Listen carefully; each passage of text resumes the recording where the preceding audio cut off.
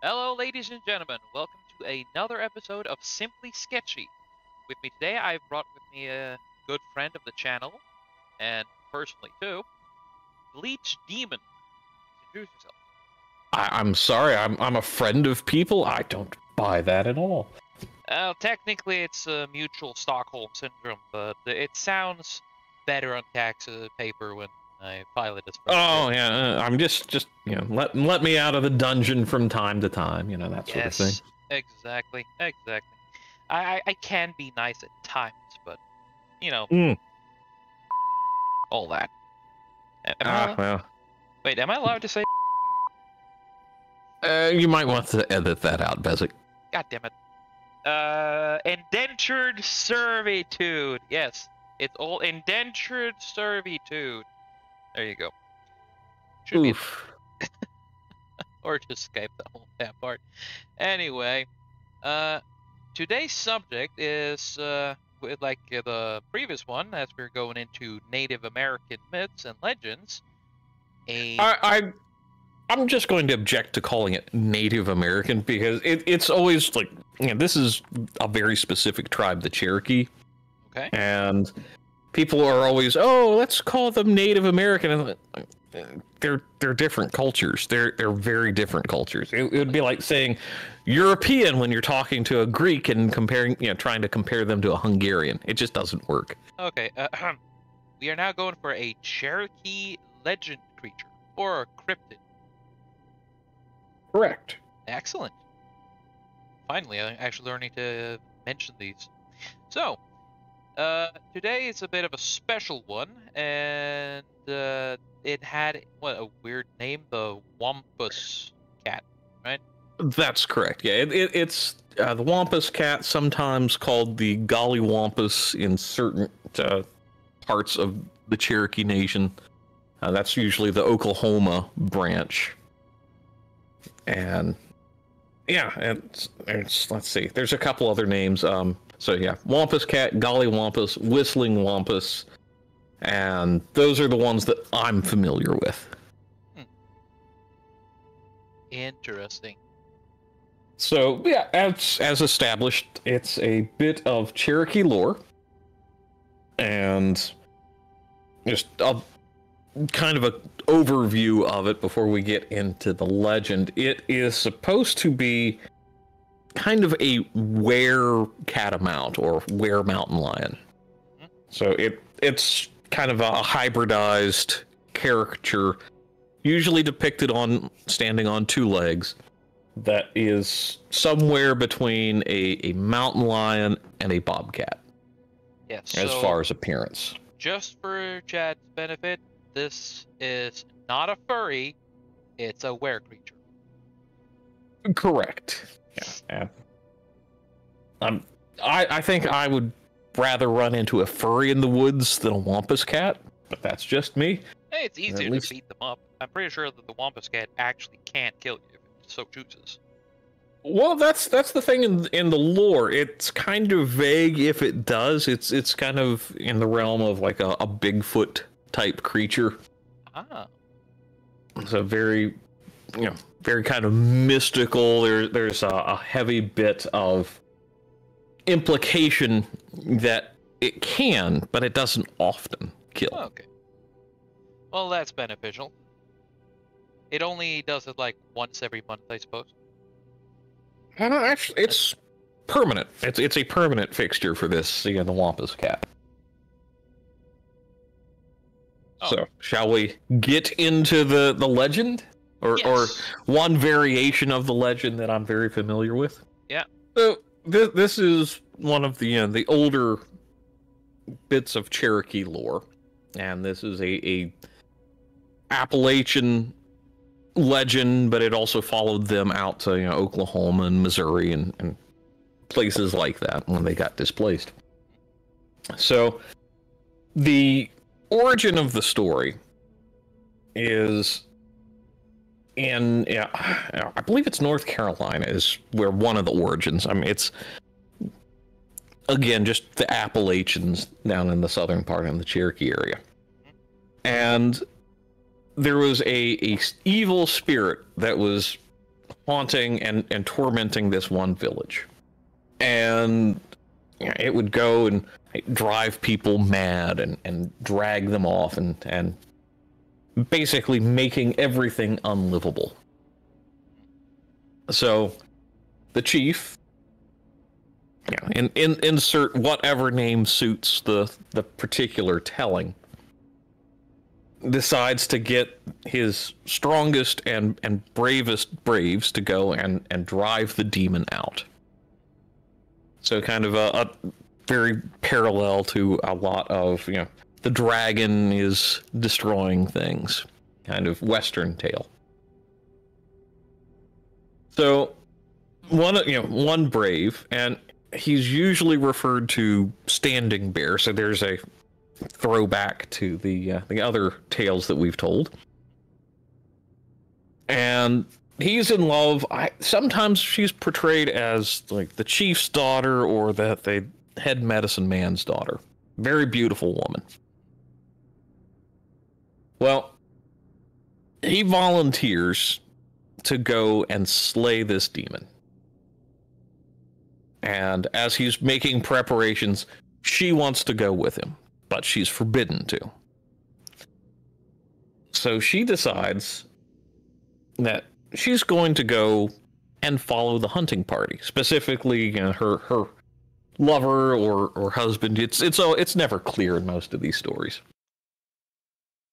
But to do so, she gets a cloak made out of, sometimes it's a bobcat, sometimes it's a cougar, and drapes it over her so she can follow the hunting party and not be noticed as a human. Okay. Is it one of those supernatural kind of cloaks where she turns into the animal, or just really good? No, just a standard cloak. There's nothing supernatural about what's going on at this stage. So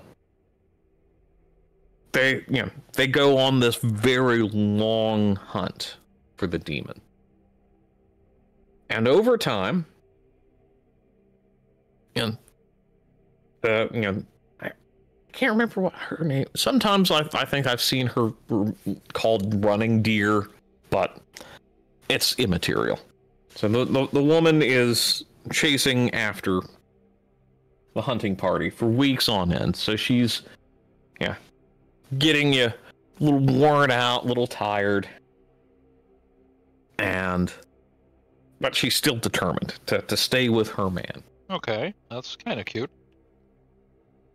Well, over time, she gets a little bit closer to their camp one night, and the demon comes up upon her and is initially frightened. Like, why is this creature here? Because it's kind of demon versus demon in one of them, in one variation. So it casts a spell on this woman that permanently bonds the cloak to her, turning her into the Wampus Cat. Oh, so the demon looks at her and sees her and thinks she's a sort of a rival demon and just attacks her? Yes. Oh. But not in a knockdown, drag out kind of way, but just casting a spell upon her. Okay. And basically permanently turns her into the Wampus Cat. Oh. So it's not one of those stories where she gets turned back by slaying the demon or something. No, because the man, her man, in turn witnesses this, kills the demon, and tries to kill her as well. Oh. But because she's also been driven mad by the demon at this point, so she cannot speak as a human. So she screams as the cat, and runs off into the woods. but she is now forever trying to stalk and follow her man ever since. Oh. So that's one variation of the origin story. Damn. And because she's also kind of like cursed to continually kind of like stalk the land trying to catch this demon herself, but she can't, obviously. Okay. So that's one of the earliest variations, one of the more accepted versions. So now the question is, what sightings have happened? And I've heard stories of the Wampus Cat from my father's side of the family for a long time, and it's like more just kind of like family myth and family lore, but it's very much like okay, yeah, this is a fixture of the kind of southern Appalachians. Go on. So that's one variation. And if you'd like, there's another, it's a very similar tale, but in this case, the difference is she puts on the headdress. It's basically just like a mask she puts on to go frighten the demon away. But in this version, the demon also curses her to constantly wear it, but she's not chasing her man quite the same way. Okay. Yeah, it's kind of a. I think it in that one in this other variation, her man gets killed by the demon, so she puts on the mask to go kill the demon, and in this case, she ends up basically fused to it because of the fight between her and the demon. Oh, so she manages to get revenge, but the demon has the last laugh, sort of thing? Right. Well, it's like she gets revenge, but not in the like she's victorious, but she frightens the demon. Okay. But again, she's also cursed to continue to wear that mask for the rest of her days. I see. Yeah. But the demon is constantly afraid of her and things like that, right? That's correct. Okay. Yes. So this demon, does it have some kind of name? Some kind of... So I've seen where it's called like Ita, and it's a Cherokee term, so I'm not doing it correct, but yeah, it's basically the demon of madness for the Cherokee people. Okay. That is equally as cool. Yeah. Huh.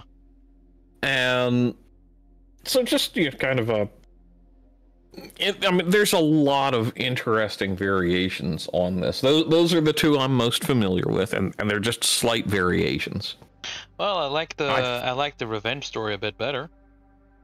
It does make it a little more satisfying. That yes, she might be condemned to wear this for all eternity. That this fur mask kind of deal, but at least she has revenge. Yes.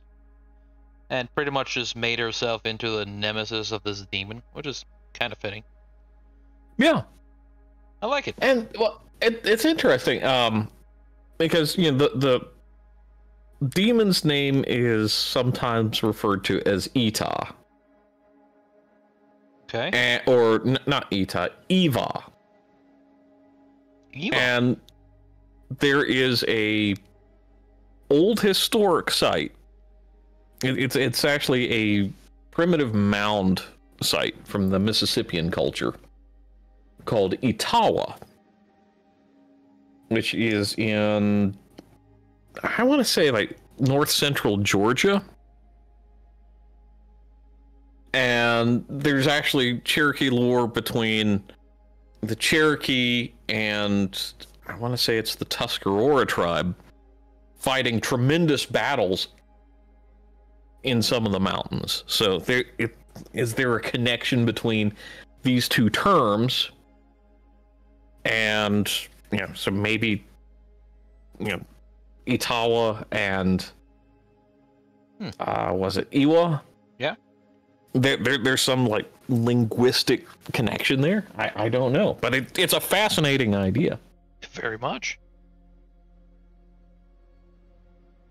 So that's like the origin stories of a lot of this.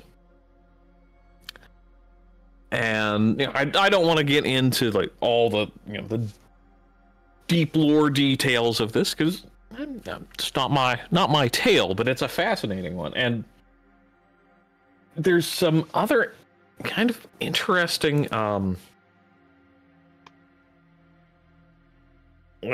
sightings that have happened through the years, and it's usually people that are of like mixed Cherokee ancestry that will encounter stuff like this. And they do have a reservation down in North Carolina, right? But it's one of those. It's not like a very well known outside of the Appalachian story, the Wampus Cat. Yeah, everybody knows about Bigfoot and things like that, but this is definitely a very unique variation on that. Though we should definitely cover Bigfoot ones too. I just prefer to go for like the smaller ones, and you also want to cover these. And hell, you don't need to go no need to go for the classics every time. Exactly, and this is just one of those. It's such a old story that it does need a little more coverage and more justice done to it. Yeah. And it's also, I'm very much in this mentality of trying to preserve this older lore. Because, right now, the Wampus Cat is portrayed as typically like having 6 legs. Yeah, when I Googled it previously, when I first mentioned it, I saw a 6-legged cat. It looks more like a mascot than anything else.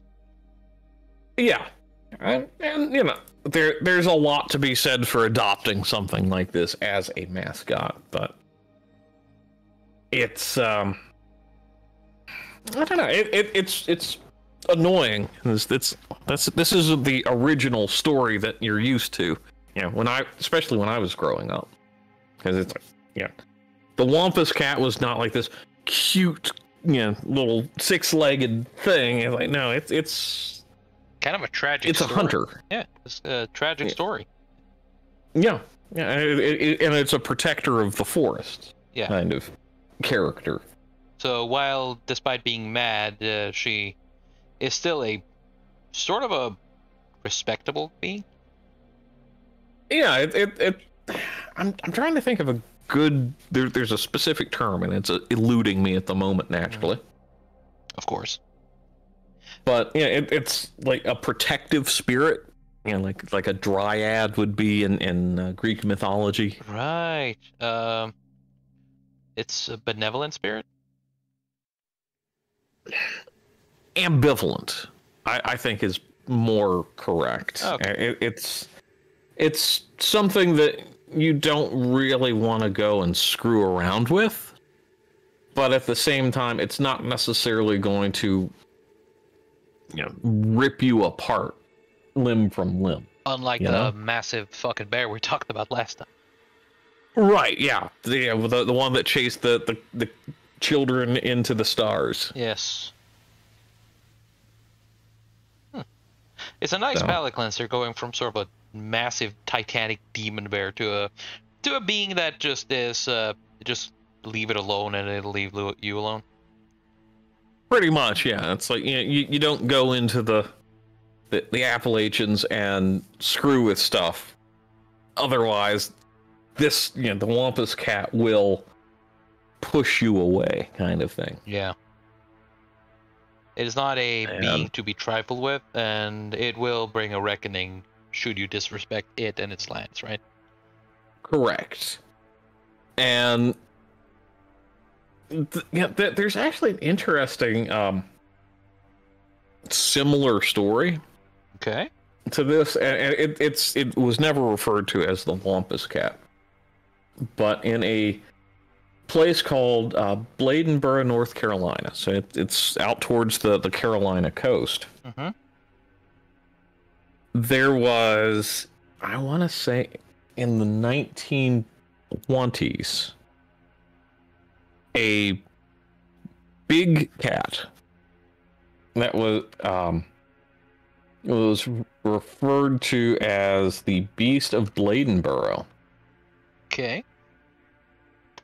And this creature was said to, stalk, like the byways at night, and was responsible for killing multiple dogs. Oh. And I need to correct that. 1953. The winter of 1953. Oh. So, well, relatively recent then in historic-wise. Yep. Sorry, I'm having a little audio problem. That's all right. Couldn't be as bad as what I heard. There you go. Hey, right. We're back.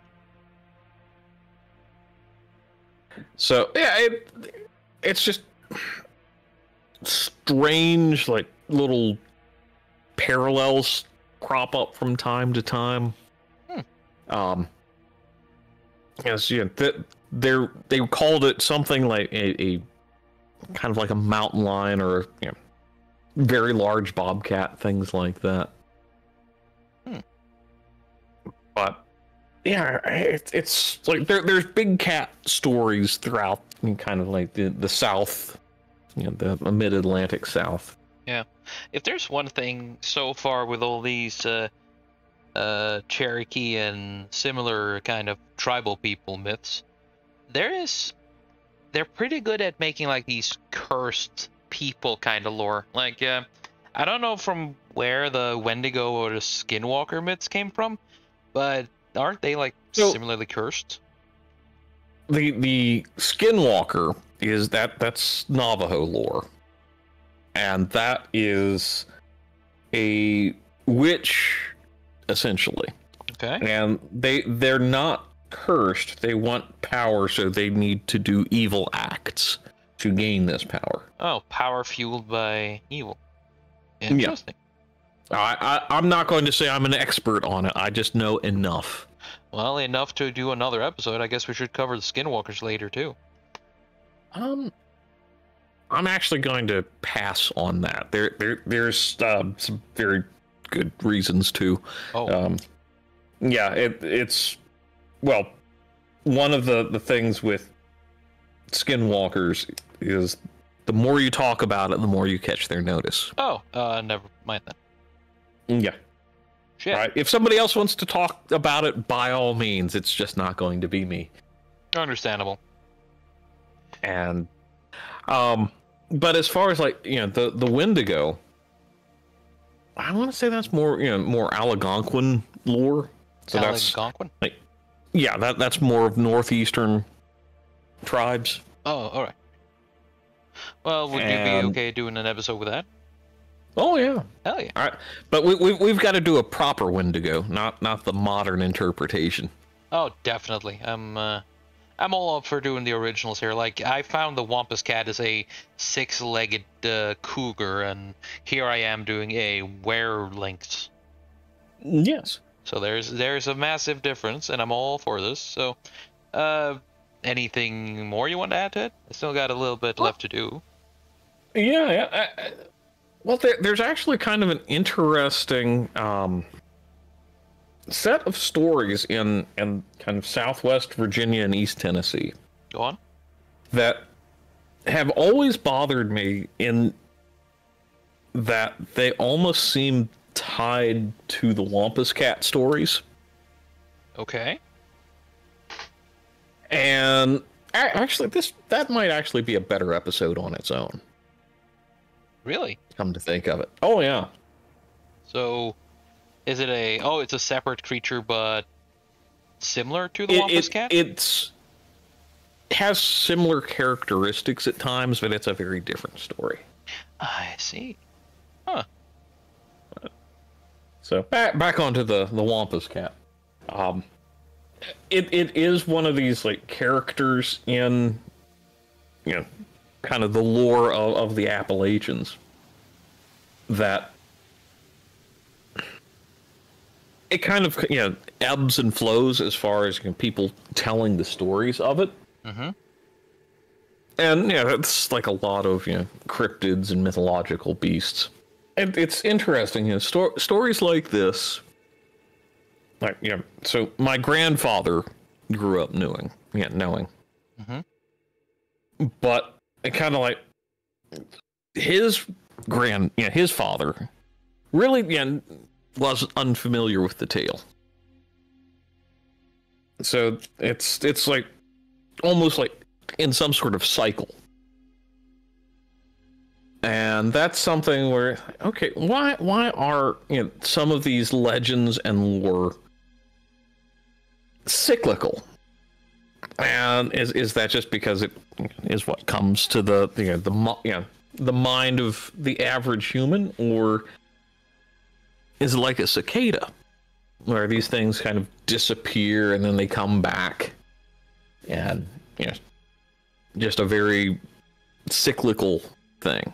Yeah, the cicada. I don't know a better way of saying it. Than that. If I remember correctly, the cicada spent 7 years underground only to burst forth for like a single night, do the necessary deeds, and then die off. And right? Screamed like banshees. Yes. Damn. Banshees are scary. Yes, they are. And well, that's speaking of. So the Wampus Cat is supposed to, like bobcats and lynxes, scream like a banshee. Yeah, I've heard a bobcat scream, or rather the Norwegian version of one. We call them gaupe, and Jesus fucking Christ, the noise they make. Oh, I encountered one in the fog, and I don't know the distance. I just know it was really close when it let out one of its screams, and thought to myself, I don't need to be outside right now. Yeah, more like they read like a redditor, but they actually sound threatening. Yeah. And let's see. So I'm trying to think of some other good tales of the Wampus Cat. And that's the other thing. It's so sparse as far as like the depth of the lore. Mm-hmm. It's very it's very difficult to find like first-hand accounts, like because people will say, "Oh, I encountered a Wendigo or a Bigfoot or something like that." Yeah. But the Wampus Cat's kind of out of the modern zeitgeist in a lot of ways. Well, I mean, as fantastic the story is, I guess a were lynx isn't that much to it's not as much to write home about as a being that is a cannibalistic freak show. True. In some ways, though, the legend behind the Wampus Cat is a little more terrifying to me. It's someone who was trying to do a good deed and then gets fused with their disguise and now is cursed to forever haunt. Yeah. The backwoods of Appalachia. Yeah, I don't quite remember if there's a particular story like that, because it's sort of someone who, as you say, do a good deed and then gets cursed for it. It's becoming a monster in the pursuit of destroying a monster, essentially. Mm-hmm. There's not many of those stories, but No. No, and that's, I think, what makes the Wampus Cat very unique. Yeah. It's a very tragic tale, too. Okay. One is more like she wants to follow and she just becomes a victim of it, while the other one has her be more proactive or more vengeful. Because as much as you can talk about women doing different things in history, women can get really vengeful if you fuck around with their families. So it kind of fits. Mm-hmm. Yeah. And, I'm trying to think of... There's really very few stories like this. Huh. And the other fascinating thing is, with the origin story of the Wampus Cat, it's like she's cursed to take this form, but it's like she still walks upright. Yeah. That's one of the characteristics. It's like and it's not like a Bigfoot where it's like gigantic. Typically, the Wampus Cat is described as being somewhere around like 5 foot, so like normal human size. For like diminutive but human sized. Average lady size at that time, I suppose. Yeah. And that's another thing that I got reminded of. So in some of the myths about it, if you hear the cry of the Wampus Cat, supposedly you'll die within 3 days if you've done wrong. So she's actually a banshee. Yeah. Oh shit. Yeah, that's pretty wild. I mean, it does make sense, at least from the cry of the average lynx and bobcat. Mm-hmm. Yeah. Though, do you think that could have been taken from the British colonizers, the ones who came from England and settled? It could, although I will say that most of the people who moved down there are going to either be Scottish or German. So, well, it kind of makes sense then, because Scots do have the banshee too. Yeah. Yeah. Yeah, it's a very Celtic thing. And sort of like the Nuckleby, if you ever heard that one. I have not. That's a being we should cover one day. It's essentially it's from the Orkney Islands, which is a very Scandinavian island in the Scottish areas, and it's a harbinger of death and decay, essentially. Interesting. Yes. So, and I'm just reminded. So, have you ever heard of the author Ambrose Bierce? I might have heard of some of their works. He wrote the book called The Devil's Dictionary. The Devil's Dictionary? No, can't say I've heard that one. I would give that a look. And in one of his short stories, he basically, without calling it the Wampus Cat, references the Wampus Cat. Oh. As it was popular in turn of the century lore. Yeah. I'm kind of bringing it back to a different episode. This kind of reminds me of when we talked about the bear, because, again, many civilizations have similarities. Yeah. Similarities. I meant that as a single word. Damn it.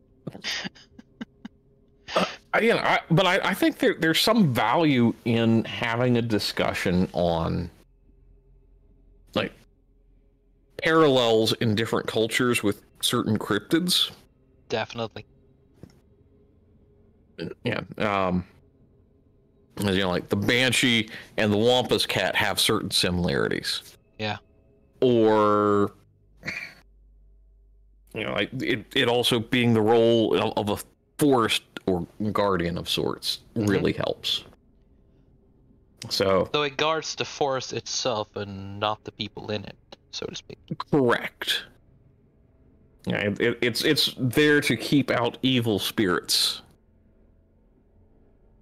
That's so yeah. There's a lot of just interesting, parallels that you could probably draw between any individual bits of lore, and so whether it's European or Cherokee or Algonquin or Iroquois or something like that, you may be able to go and say, oh, okay, here's something here's something parallel. Like the Pukwudgie being similar to was it Norwegian gnome stories? Right? Huh. Small nisser, as we call them.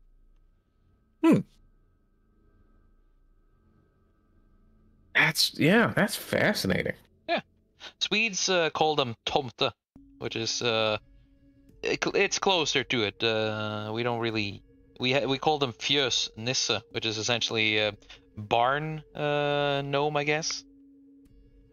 Yeah.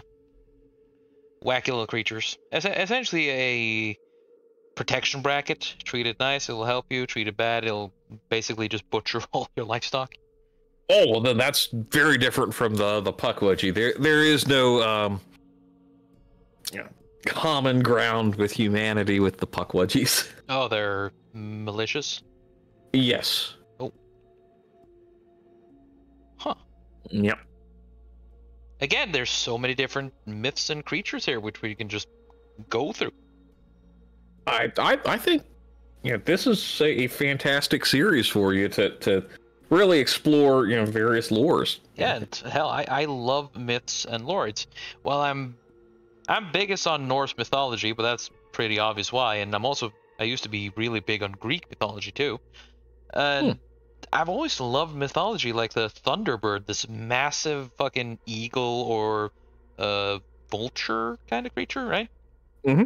Yeah, actually, there's we could probably do a whole episode on the Thunderbird or the Piasa bird. Definitely. There's a whole bit of lore on that we can get into. Oh yeah. And I don't want to stray too far from Same. Though I want you to know, Bleach, that these episodes with you have been the most common threaded ones. There have been the least amount of divergence from the original topic. Oh, well. Yes. I try.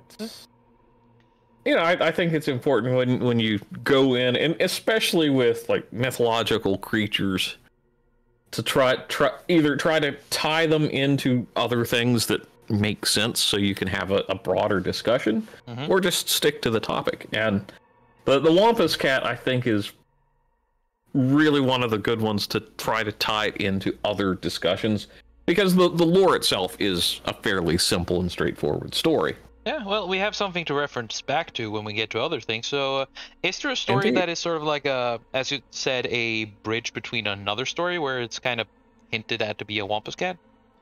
We can look at it as if it is the Wampus Cat, for the benefit of this episode. There actually is, and it was one of my favorite stories. Growing up, it was in a little tiny tome of folklore from North Carolina. So in the range of the Wampus Cat, and I'm gonna butcher the story horribly because I'm just going from memory. That's okay. But I think it's a story worth telling. So, late 1800s, a farmer who liked to go out hunting with his dogs, mostly hunting. So they would, usually have a dog or two and go and tree a shoot it, and that'd be dinner. And he, the story goes, he was going down in this one particular hollow, and the dog got a hit on something and went chasing after it, and after a while, there's like this big, rowdy, horrible sound of two animals getting into a fight. Well, Yeah, the farmer, he's off, trying to get his dog back. And finally finds the dog. I think in the story she was called Old Sadie. And she's just cut up, covered in her own blood. So he takes the dog home, cares for her, gets her healed up. About a month later, when she's recovered, they go hunting again. Same hollow. And he hears this screaming, kind of like a banshee. Mm. And the dog goes after it again. Wants payback, huh? Yeah. And some more time passes, and he finds his dog again. Same condition, just tore up. Jesus. And so he goes, takes the dog home, and he hears this screaming again, closer to his house. So he keeps the dog close, and after a time, dog heals up. They're ready to go hunting again. And but he's hearing this screaming, every now and again. Oh, even when he's home? Yeah. Oh. Someone has a And grudge. so on this last hunt, he goes out and takes the dog with him, Old Sadie. And that scream once again, and the dog just goes and tears off after it. So he's unable to hold the dog back every single time? Well, you have to remember at this point, in time, having a dog on a lead was really a strange thing. Right. Especially for hunting dogs. Hunting dogs, would be kind of off the leash, and they'd go chase and tree whatever they were after. Hmm. And so this time, he bolts because he knows what's going to happen to his dog. And all he catches is this glimpse of something cat-like. And he finds his dog dead, just torn to shreds. And according to the mythology, that farmer never went back into that hollow ever again. But other farmers went in there and they lost their dogs too. Hmm. All to the same. Then they all heard this scream, and they'd lose their animal. Wow. So that sucks. Three tries and then it dies. Mm-hmm. It's always the third that gets you. That's why you just don't go after after something 3 times typically. Yep. But to me, it's like there's something about that story that always resonated with the Wampus Cat story. I mean, it's very similar, in as far as there's this guardian of the forest that lets out these horrible screams. Yeah, and it kind of makes sense too that she is feral now. This is modern times compared to the mythological days, so had time to get used to the situation, develop more of its more feral traits. Yep, does make sense. And it's. I think one of those fascinating things where they didn't say, "Oh, well, the Wampus Cat got the farmer's dog." They made no reference to the Wampus Cat. But what they described in this story was very similar. Hmm. And I think something that gets lost in a lot of the modern world is how wild some of these rural places still are. Just absolutely horrifically easy to get lost and not find your way out for a couple of days in these places. Oh yeah, even in Norway, which is a relatively small place, you could easily get lost up here. Mm-hmm. I did a few times when I was a kid. Terrifying, but at least it's small enough, and I had a wherewithal to just retrack my steps. But there was sometimes when you thought you knew where you're going, and when you got to where you believe was the right place, you would be at the complete different angle compared to where you were going. Huh.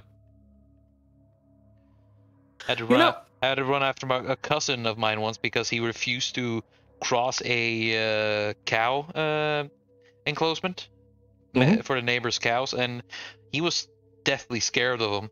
And since he started walking around, I had to follow, of course, which resulted in me having a fall and tearing up the back of my leg. So I have to walk around with this massive cut on the back of my thigh with this half panicking dude around. Oh gosh, yeah. We could have gone off to the proper reach so many times, but he just refused and wanted to go to the way we came, and of course he managed to get lost and then found the more annoying way, and then my parents came along the lines like, yeah, your brother told us which way you were going, and at least you didn't let him leave. Well done. You know, it's something. It's fascinating to me how much like cats figure into Appalachian folklore. I mean, aren't they really a really prevalent species up there in many forms? I mean, we've got again cougars and bobcats, but that's really all we have for big cats, other than fat domestic cats. But there's another really famous bit of folklore again from like Virginia, the Carolinas, Tennessee, about this haunted house. So this guy is he's looking he's hiking home. He's looking for a place to stay, and it's real late. So there's this abandoned house on the path, and he asks one of the neighbors, and it's like, oh well, hey, do you have a place to stay? No, you got to go up the road, but don't stay in the old haunted house. And he scoffs. Of course. So he enters this old house, and he's got a fire. Eventually gets a fire going, and he notices there's this pile of shoes. Oh. And he's kind of curious about it. He goes to sleep,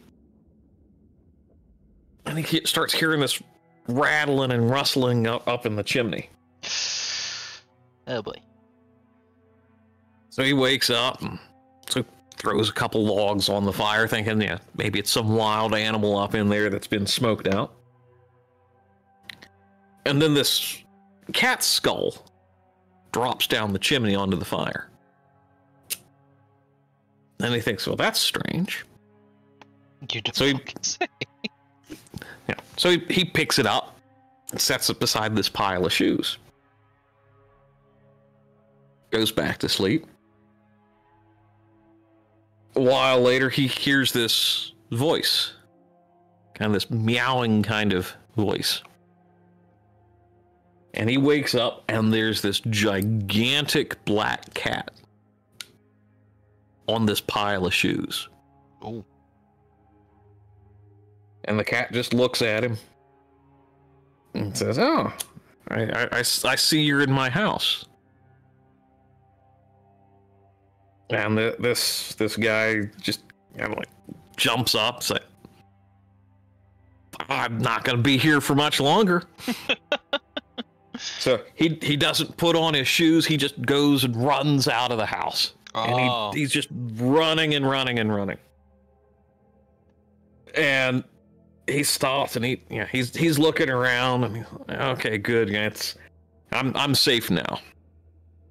And he looks down at his feet. And realizes that he hasn't got his shoes on at all. And then he hears this voice from a fence post beside him. We've had quite the run now, haven't we, friend? And this fellow looks up, and there's this, that big black tomcat sitting on the fence post. And it's got this unnaturally wide smile, kind of like a Cheshire cat. Oh. And this guy says, well, we might have had a bit of a run, but we haven't had a full run yet now, have we, friend? And he just takes off running. I like how much of a smartass he is while he's scared shitless. Yeah. Yes, I am terrified, but please, listen to my snark. Yeah. I will have the last laugh.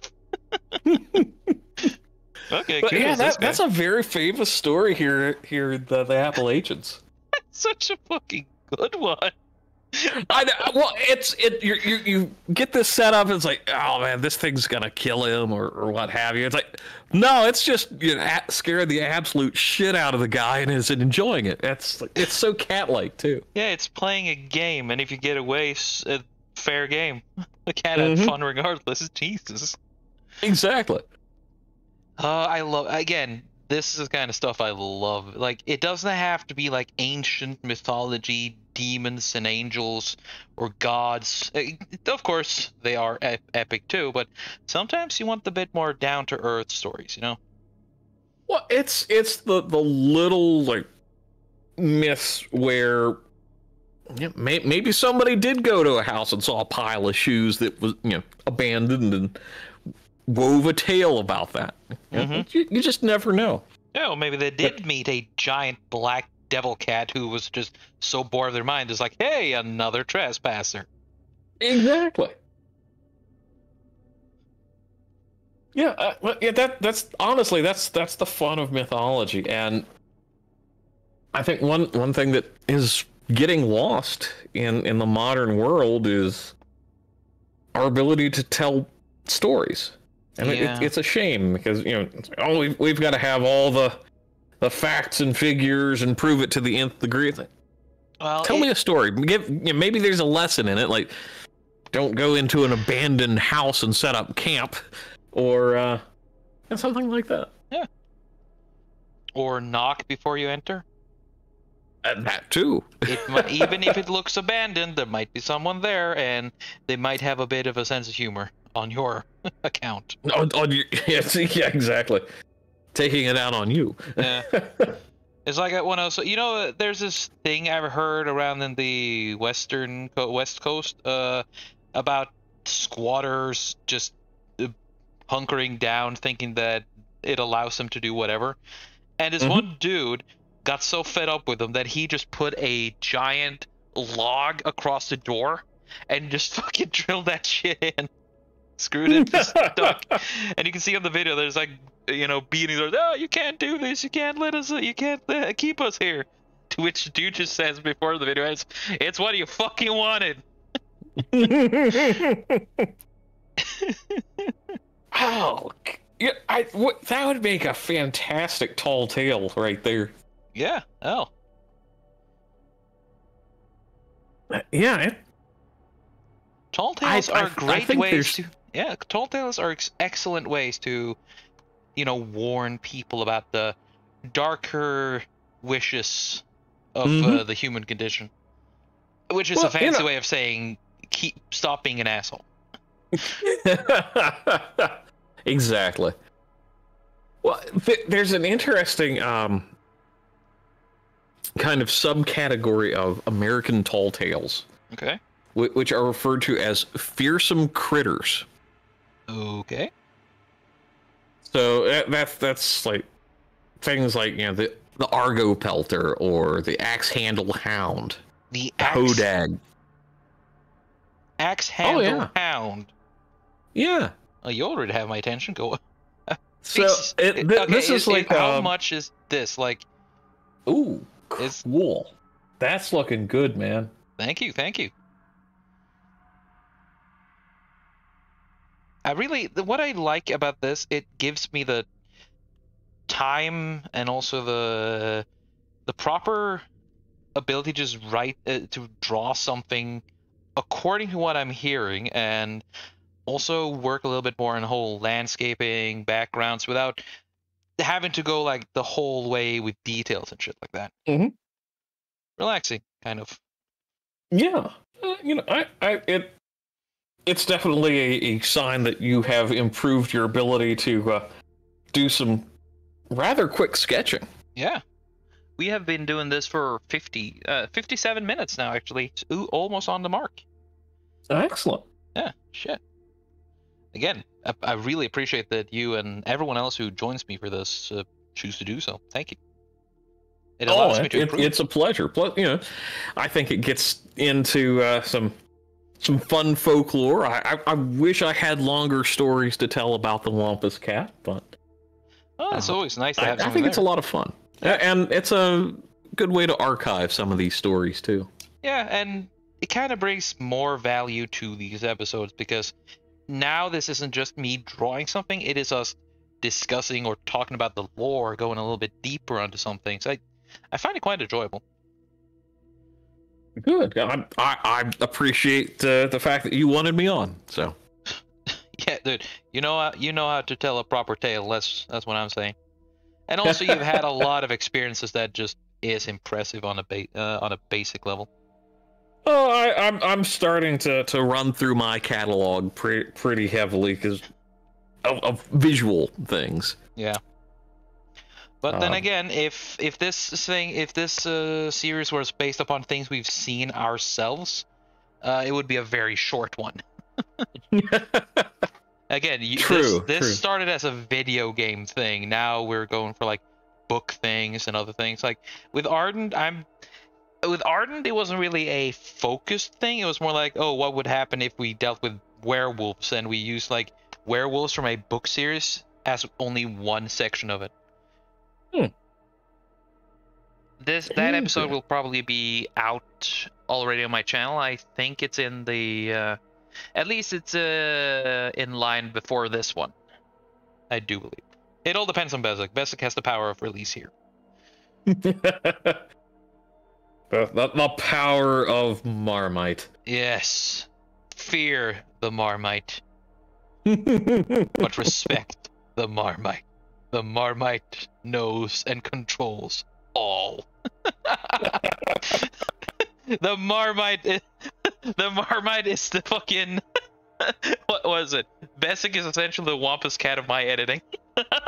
Ah, yes. Temperamental. First to forever wander the wilds of the internet. Yep. Stuck in a very very unkind place. Oh, it works for me. Yeah, and what I like here is that I got it. It looks more like a monster, you know. I'm gotta be honest. I was kind of afraid that it would kind of turn into a. Let's be honest. I was kind of afraid it would turn into sort of a furry thing, but fortunately, it did. Yeah. No, I'm glad you did the Wampus Cat some justice here, rather than anthropomorphic thing that people want to look at lustily. Oh God. Yeah. Let's see. I'm gonna see if I try to make the eyes interesting here. I would recommend making them. Well, I was gonna say almost more cat-like, but then again, it's the Wampus Cat, so it's going to have more human-like eyes. And from the lynxes I've seen, it has very rounded eyes.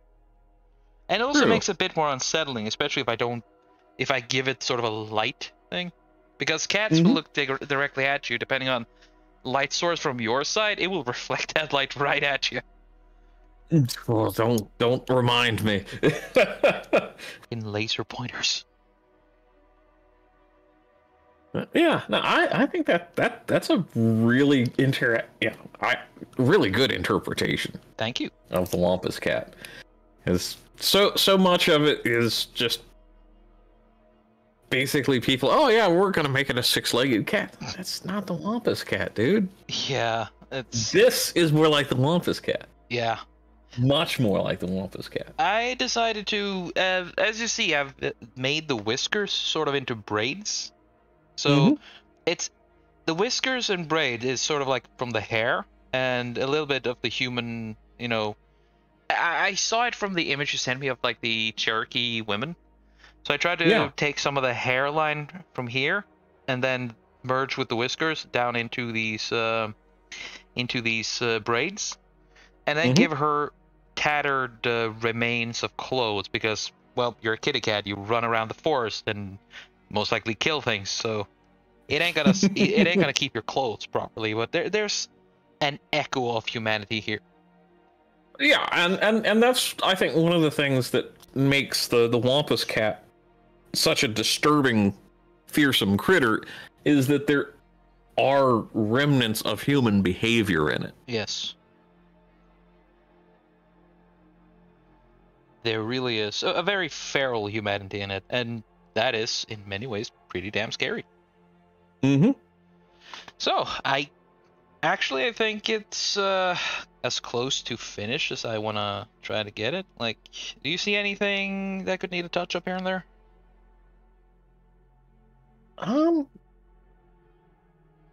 No, I think that's actually pretty good. Hell yeah. Really, I'm not just, blowing sunshine up your Wampus. Oh no, not by Wampus. Yeah, no, I think that looks good. Yeah, it's got very feline features that are crossed with disturbingly human features. Yes. Also, I'm noticing one thing. I like to give the claws a very bright shine. That way they stick out more. Ah. Just like with the bear's teeth, really, yesterday. I like them to be very visible because, reflective, sharp things is always more scary than non-reflecting. True. Very true. Yes. Yeah, it's like in Alien, the movie. Yes. It's like, the teeth are dripping and shining, and it's like that just adds a layer. Even the fingertips of the alien and the tail tip, the sharp points, there's always light reflecting along it, strong lines of it. And it is scary, especially on something that is just dark all over. That the only points of light ends in these very dangerous points. Irony met. Indeed. We do that sometimes here. Though I would suggest stronger things than irony if you ever meet this little fella. Yeah, I would definitely not want to meet the Wampus Cat in the middle of the night. Oh no, it's or especially at the time of the month. Yeah. I had to. It was just too easy. Oh boy. So, with that, I believe I will conclude today's Simply Sketchy. Again, I've had the pleasure of having my good friend Bleach with me here. Please chill yourself a little bit, because you do deserve some recognition as well. Oh, well, yes. I do have my primary YouTube channel, which covers mostly politics when I feel like it. I also do some work on Rumble, and I'm also still working on, and this is kind of a quiet little project, kind of a lost tales kind of, lost works of fiction that are out of copyright, trying to get those recorded so they can be saved for posterity. Nice. And I'll mention more on that when I get the first book up. Hell yeah. Hey, if you need illustrations, I'm your guy. Hey.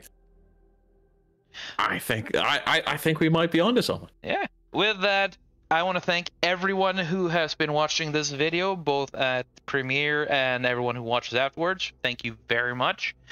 If you're interested in buying some merch with my art on it, or if you actually want to just hire me, link down in the description below for both the merch store, as well as my Ko-Fi. Though if you want to contact me more directly, you can find me on Twitter and even Discord. If you can find my tag, just DM me and we can just talk it out.